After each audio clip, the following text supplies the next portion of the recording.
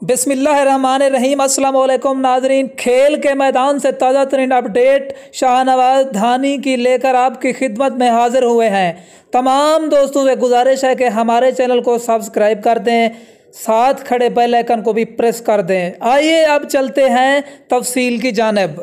नाजरीन, इस वक्त ये बताया जा रहा है कि शाहनवाज धानी का ऑपरेशन किया गया है और वो ऑपरेशन कामयाबी की तरफ गामजन हो चुका है। आपको बताते जाएं शाहनवाज धानी के हवाले से, गुज़श्ता रोज़ मैच खेलते हुए शाहनवाज धानी गिर पड़े थे।